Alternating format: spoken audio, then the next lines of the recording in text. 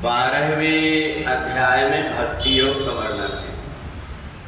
तेषाम अहम समुद्धरता मृत्यु संसार सागरात भवामी न चिरात् पार्थ मया वेशित चेतसा। भगवान कहते हैं कि हे अर्जुन, जो मेरे में मन लगाकर मेरी उपासना करते हैं उनका मैं इस मृत्यु रोग से शीघ्र उद्धार कर देता हूँ। बार बार आना और जाना नहीं पड़ता।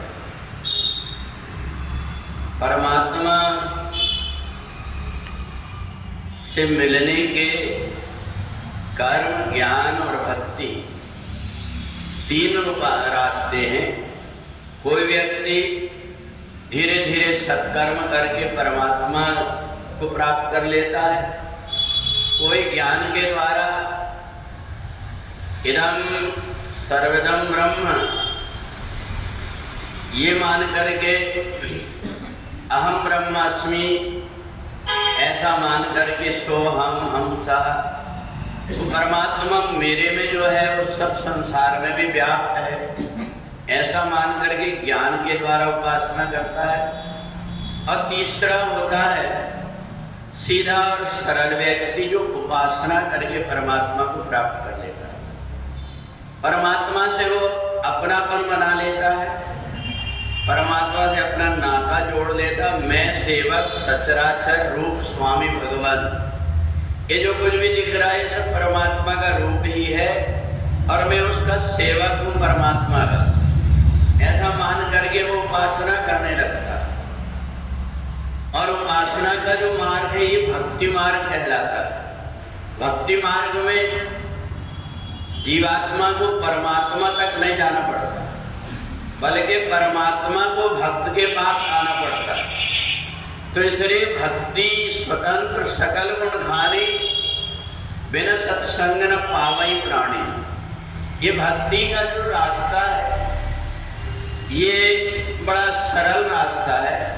इस रास्ता को व्यक्ति बिना सत्संग के नहीं पाता, क्योंकि भक्ति एक दिन दो दिन में नहीं होती।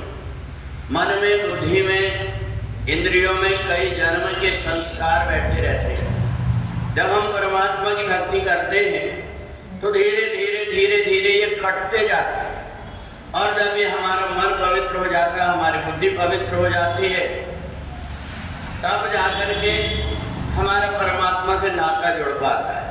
हम परमात्मा की भक्ति करते हैं तो एक हमें संसार का लोभ ये लगता है कि परमात्मा से ये भी मांग लो वो भी मांग लो।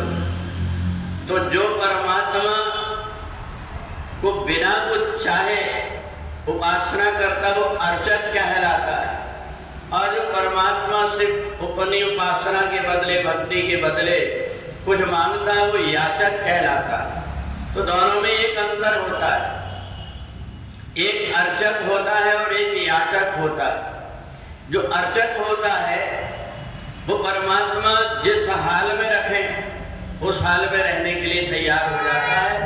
उसे परमात्मा से कोई शिकायत नहीं। उसको ये पता है मेरे जीवन की डोरी मैंने परमात्मा को सौंप दिया है, अब मेरे से ज्यादा अच्छा मेरे विषय में परमात्मा सोचते।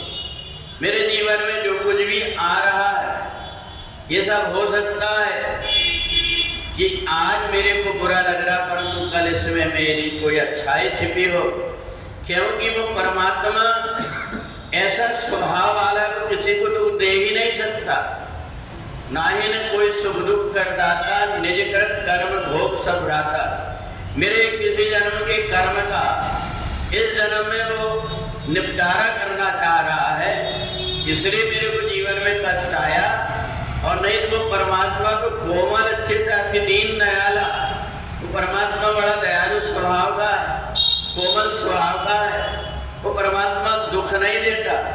मेरे कर्म के बंधन मेरे से अलग हो जाए, इसलिए वो परमात्मा जीवन में अच्छा बुरा जो कुछ भी आता है वो मेरे को सामना करना चाहिए।